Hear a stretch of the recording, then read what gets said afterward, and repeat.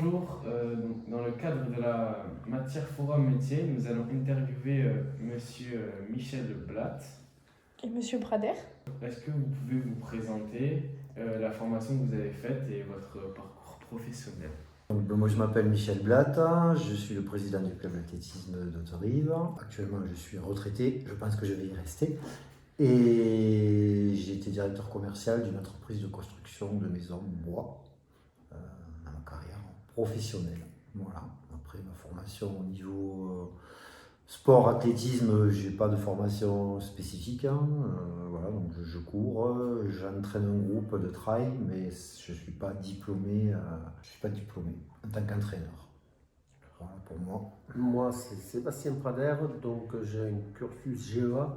Je suis comptable acheteur dans une mutuelle. Au niveau sportif, l'athlétisme, j'y suis arrivé très sur le tard en accompagnant. J'accompagnais mes enfants sur l'athlétisme. Donc du coup, j'ai pris la trésorerie du club. Et moi, au niveau sportif, j'étais plus joueur de rugby.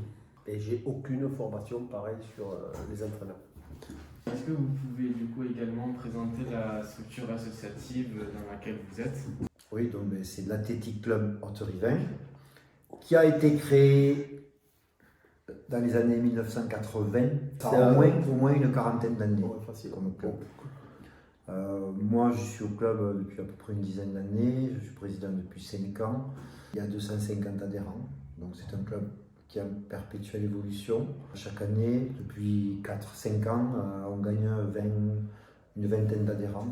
Ce club, en fait, c'est une école d'athlétisme. C'est un club labellisé Fédération française d'athlétisme. Donc, on a une école d'athlétisme. On a la chance d'avoir une piste qui est ce qu'elle est, mais on a une piste d'athlétisme. Donc on peut dispenser des cours de 6 ans jusqu'à 88 ans, voilà, notre doyen qui est sur la piste actuellement. Donc là, à l'heure actuelle, le club s'est raffilié au Grand Toulouse Athlétisme. Donc on est une section locale du Grand Toulouse Athlétisme, ce qui permet surtout aux athlètes un peu plus jeunes et qui veulent vraiment faire de la compétition d'être accompagnés pour les déplacements, pour tous ceux qui est déplacements championnat de France, intégrer les interclubs, tout ça. Du coup, par rapport à vos postes respectifs, quelles sont vos principales responsabilités et quels sont vos rôles au quotidien? Alors moi je suis le trésorier du club. Le rôle au quotidien c'est faire la trésorerie, enregistrer les dépenses et les recettes. Et après on a un rôle d'organisation sur tous ceux qui est événements que l'on fait. Voilà, après en tant que dirigeant, que ce soit président, secrétaire ou trésorier, après on se partage les tâches et c'est la gestion du club, donc la gestion humaine, la gestion sportive, la gestion financière, l'organisation, les petits bobos de chacun, gérer le quotidien. L'administratif qui est très lourd, surtout au début de saison. Surtout les inscriptions, voilà, ça c'est lourd, c'est le plus lourd les inscriptions. Même si on a un logiciel qui nous aide, mais bon voilà, tout le monde n'est pas forcément au fait de ça, donc il faut toujours être présent pour aider les gens, les aiguiller et avancer. Et comment vous êtes arrivé à vouloir vous investir dans l'association et vouloir justement occuper des rôles importants? Par accident. Non, en fait, bon, moi j'étais au club en tant que membre, je courais, je devais m'entraîner. Si j'entraînais déjà un petit peu la section.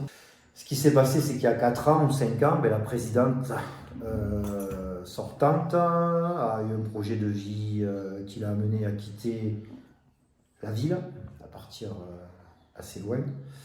Et donc on s'est retrouvé un soir d'assemblée générale avec un bureau sortant démissionnaire et personne pour prendre le club. Et là, on s'est dit, voilà, si personne lève le doigt, il n'y a plus de club, il n'y a plus l'école d'athlétisme, il n'y a plus rien.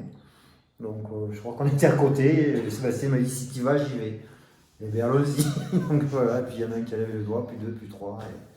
Et voilà, et depuis on est là. Après, voilà, en étant à la retraite, donc j'ai du temps pour m'en occuper et m'investir, donc c'est bien. C'est quelque chose qui est passionnant, déjà du bénévolat. Et puis ça permet de garder un lien social. Au rôle, vous avez beaucoup de communication, des tâches managériales à effectuer, que ce soit avec les adhérents ou dans la communication de l'association? Oui, forcément, on a toujours déjà sur la création d'événements, nous on organise un cross, on organise une course trail, le club chaque année.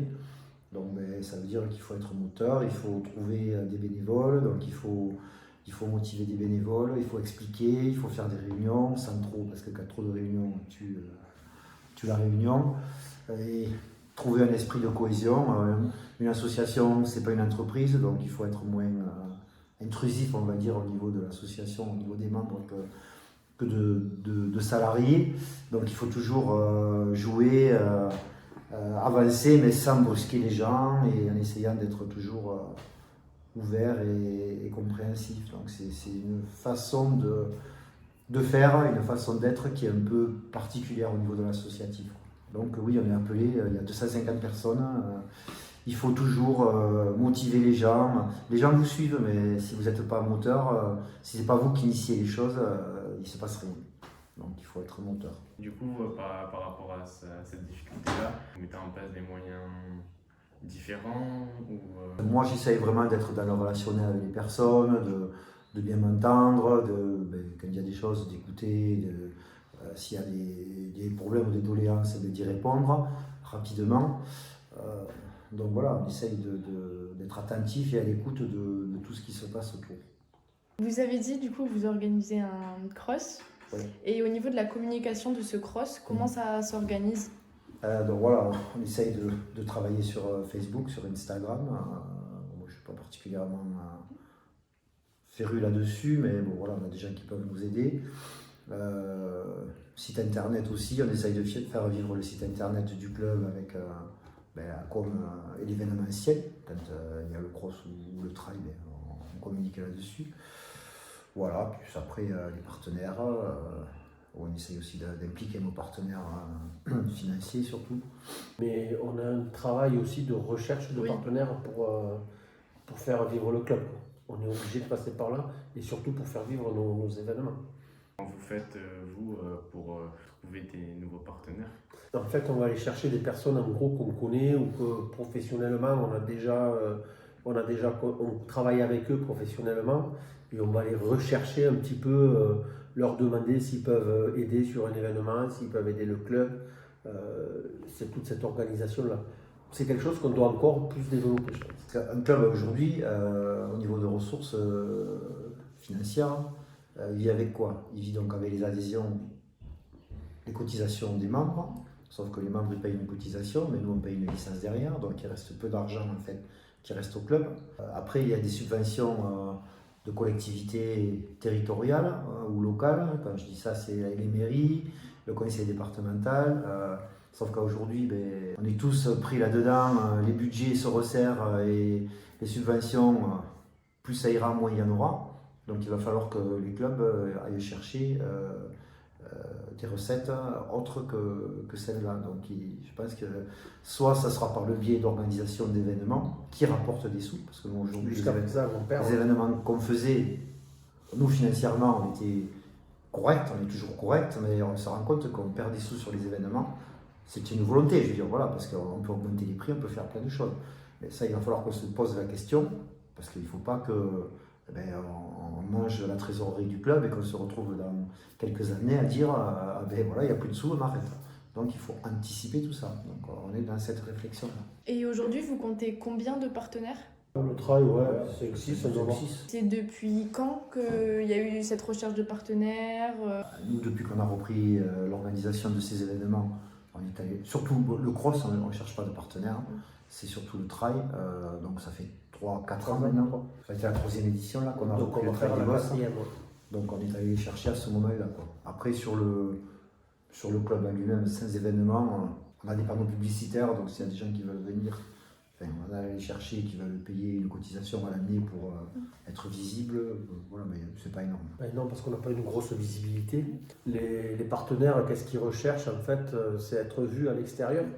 Donc nous, comme on n'a pas de grands champions, de choses comme ça, c'est compliqué. Et on n'a pas de grands noms qui sont avec nous dans les compétiteurs. Quoi. Oui, voilà, on n'est pas vitrine. Quoi. La vitrine, Pas la vitrine, on pourra peut-être la gagner avec le GTA et les GTA. athlètes du GTA. On te rive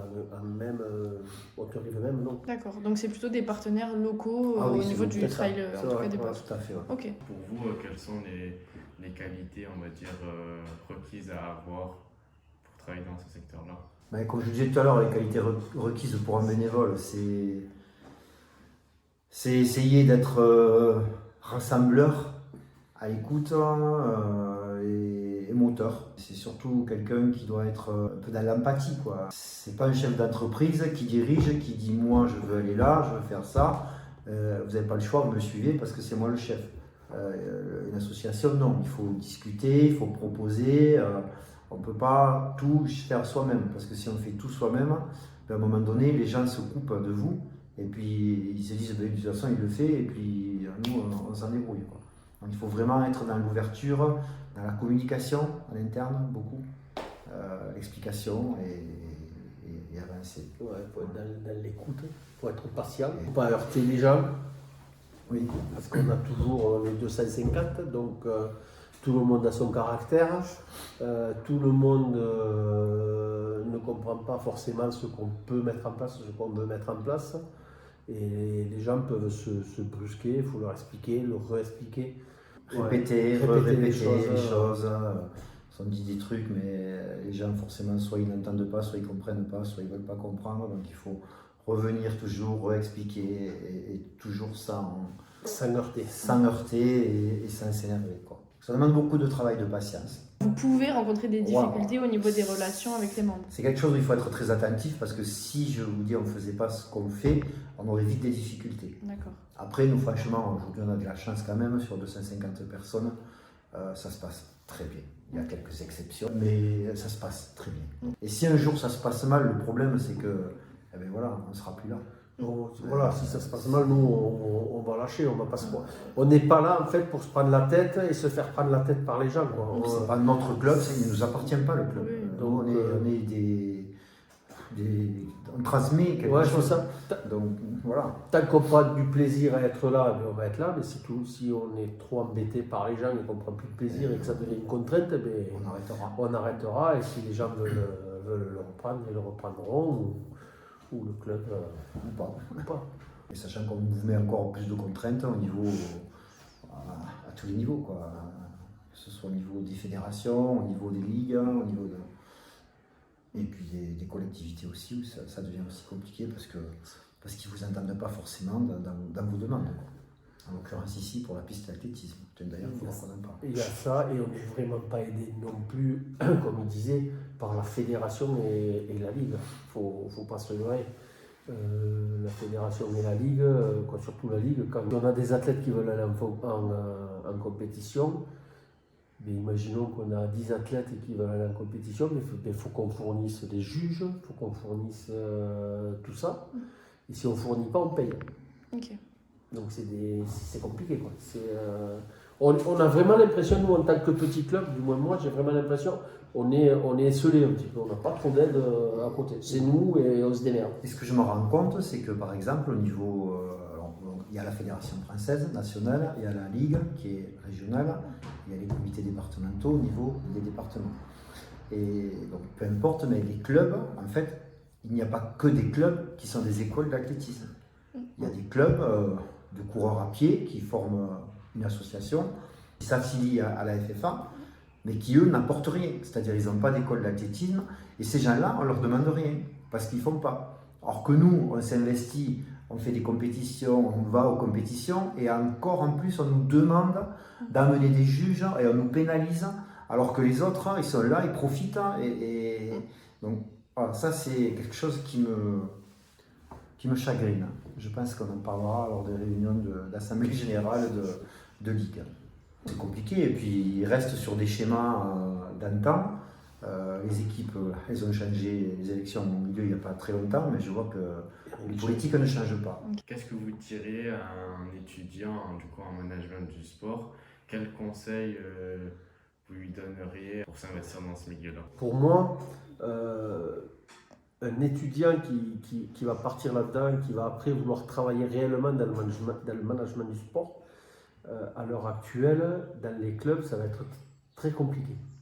Vers où il faut qu'il tende, en fait, maintenant, on s'aperçoit que sur les grandes courses, en fait, c'est carrément des entreprises de communication qui organisent ça. Ouais, des sociétés privées qui organisent des événements. Et l'étudiant devra, à mon avis, plus rechercher vers ces entreprises-là que vers des clubs comme nous. Même notre club porteur du GTA, qui est Balma, ils organisent là un 10 km.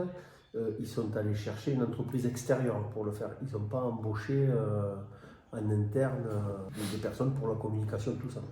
Ils passent tous par des entreprises de communication extérieure.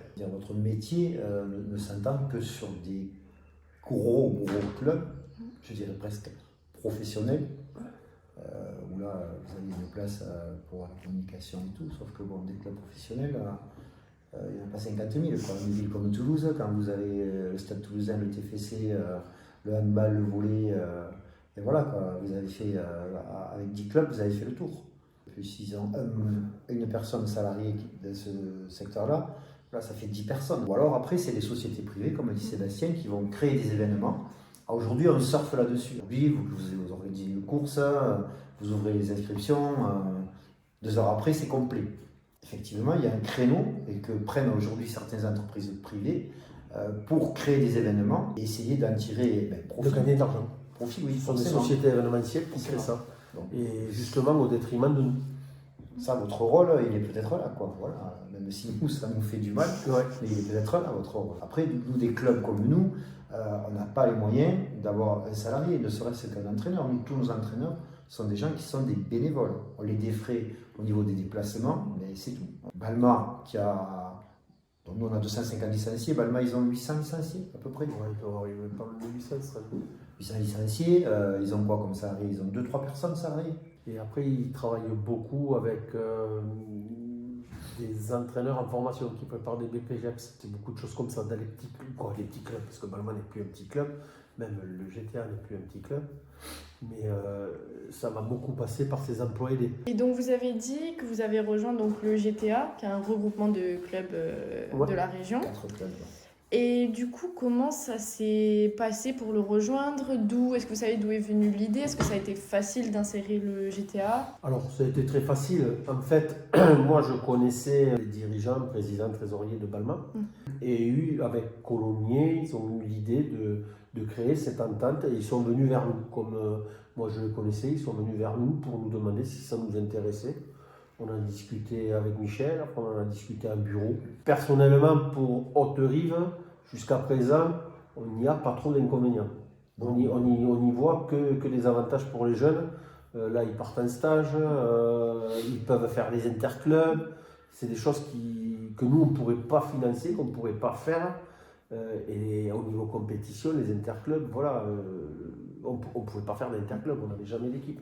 Et en plus, l'avantage, c'est que les interclubs, du coup, ils les font en National B, qui est quand même un bon niveau. Et comment se passent les relations entre justement les 4 clubs? Est-ce qu'il y a une sorte de personne qui gère la coordination des 4 clubs? En fait, on a créé un bureau au GTA, et ce bureau est composé déjà de tous les présidents des clubs.